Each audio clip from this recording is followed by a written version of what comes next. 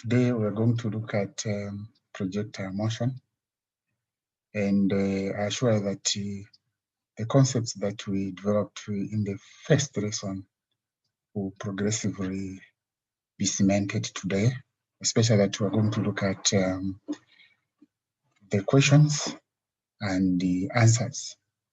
And we hope that it will be of very good help for those who are doing A-levels, as well as other related courses that would read them to do basic physics at an advanced level. And so here we go.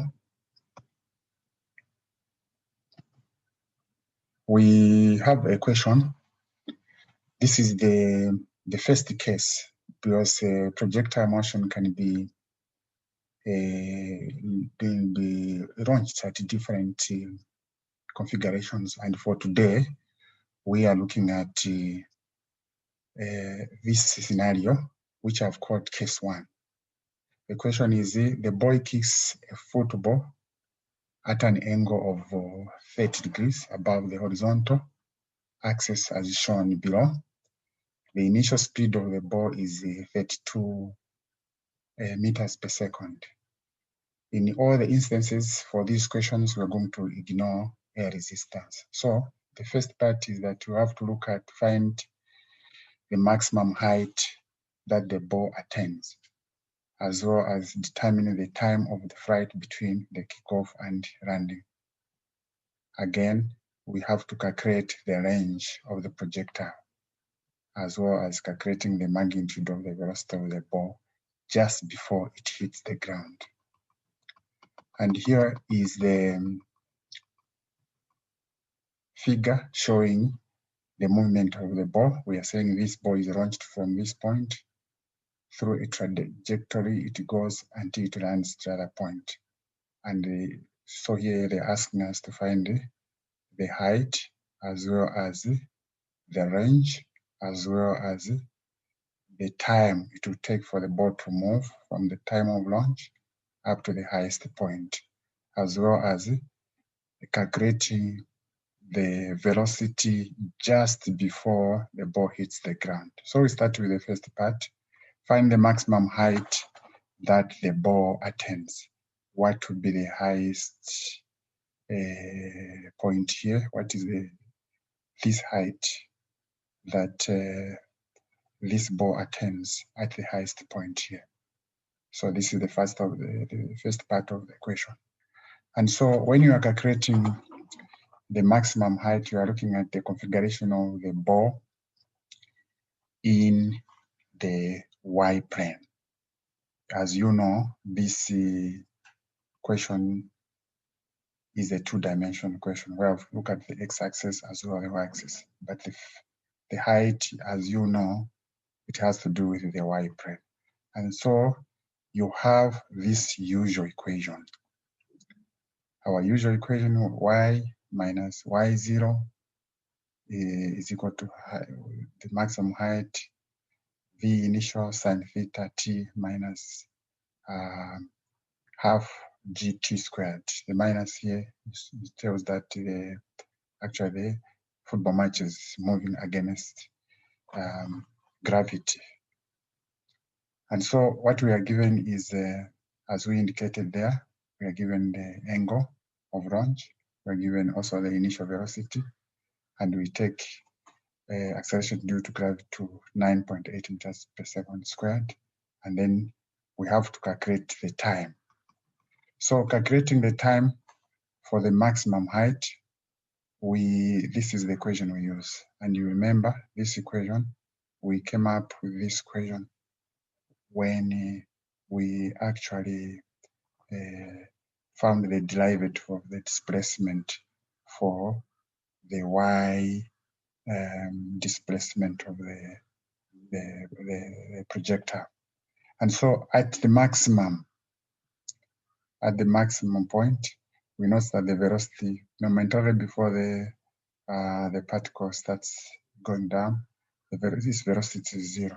And if we make t the subject of the formula after this one is 0, we get time at the maximum point, that is at the highest point, will be equal to V initial sine theta over G. And therefore, we just replace what we are given here. We are given the initial velocity as 32, as well as the angle, which is 30, and divided by 9.8. And we get our time as 1.6 seconds.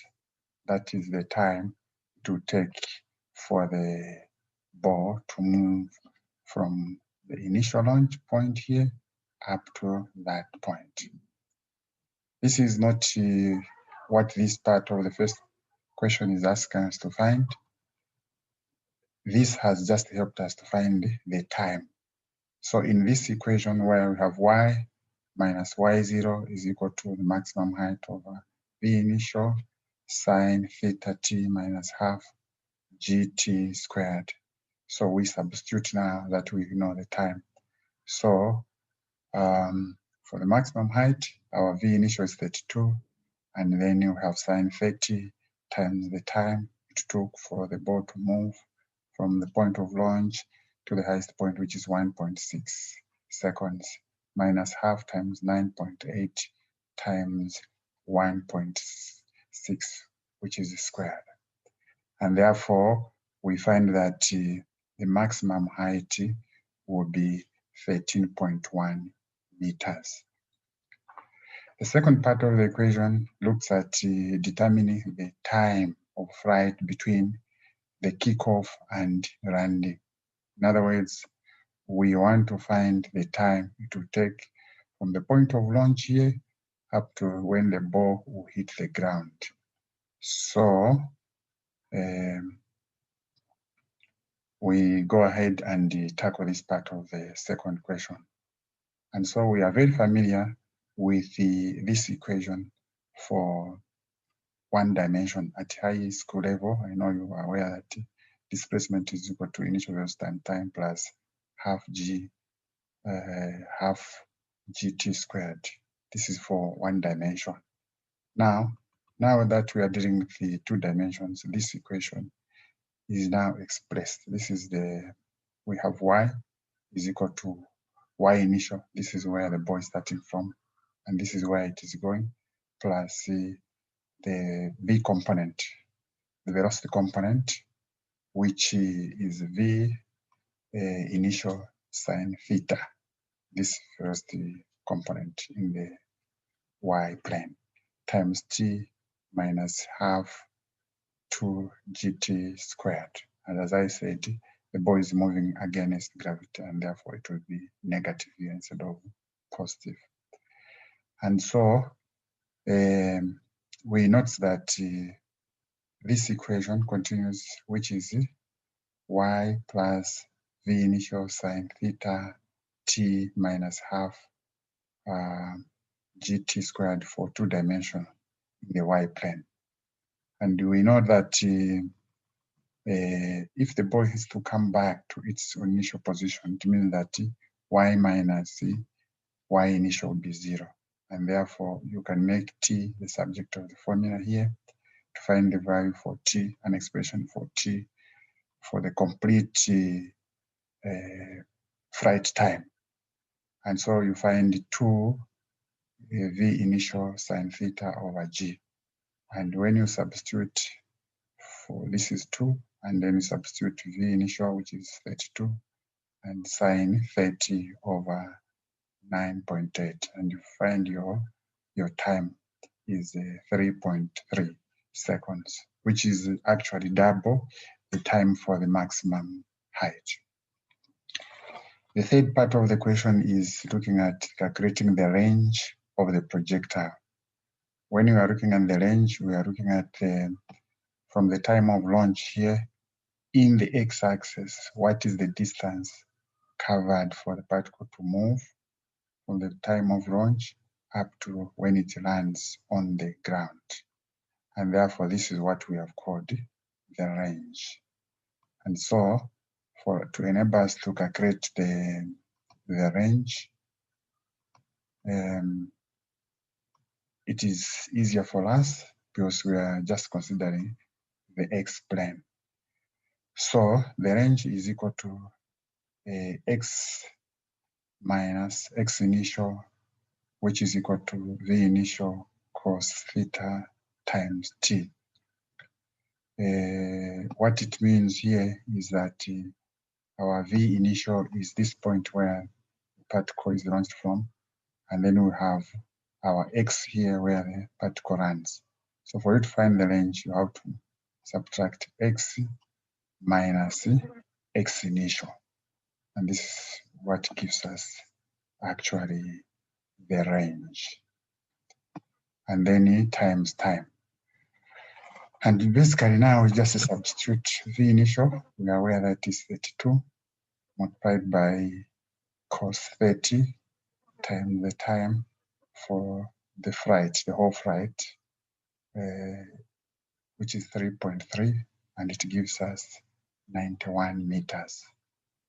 Or if you want this same equation where there is time there, you can substitute actually the actual, here I just substituted the actual time since we already calculated it here.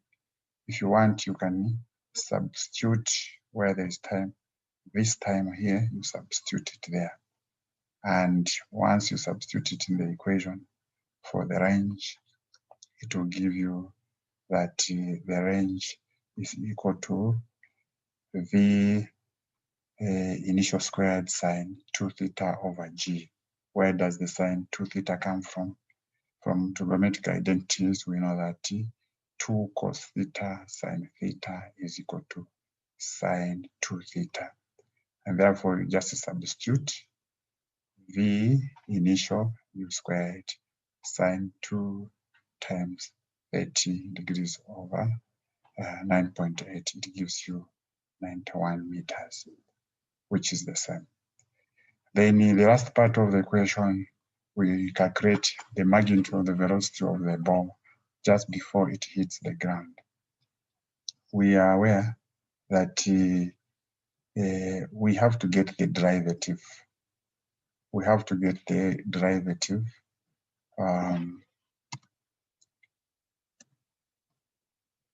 okay, the derivative of actually of this expression.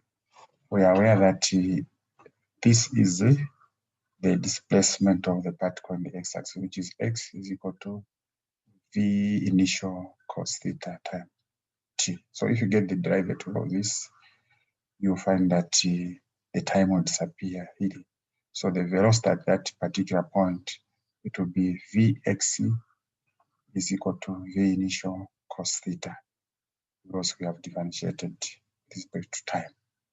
Similarly, for us to get the velocity at that particular point, we need to differentiate we need to find the derivative of the displacement in the y-axis, in the y-plane. And in the y-plane, we have y is equal to v initial sine theta t minus half gt squared.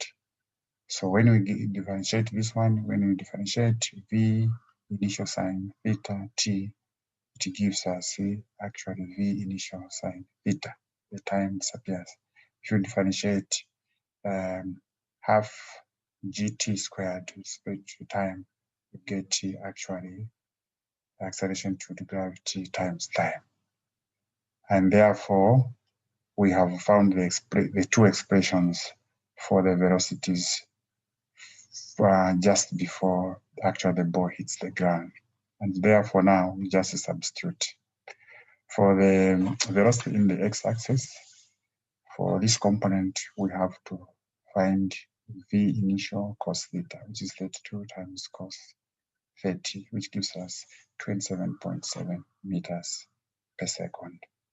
For the y component, similarly, we know that our velocity at that point is velocity component is equal to v initial sine theta minus gt, and therefore substitute v initial will be 32 sine 30 minus 9.8, which is gravitational due to gravity and multiplied by 3.3 as the time for the complete flight, which gives us 16 minus 32.34. And therefore this one gives us minus 16.34 meters per square second.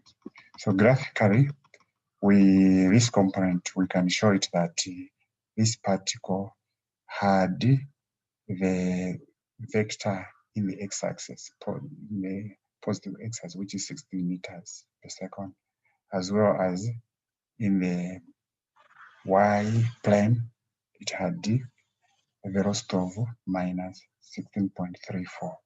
And therefore, we can find the resulting, which is the resultant velocity, which we can use actual Pythagoras theorem here, square 16.2 plus 16.34, and therefore you get 22.9 meters per second.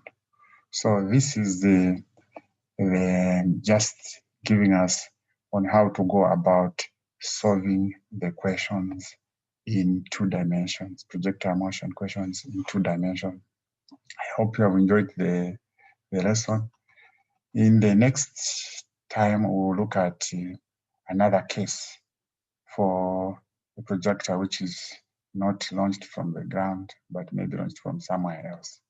So remember to subscribe to my YouTube so that you can get a wealth of actually knowledge in actually in physics. I thank you.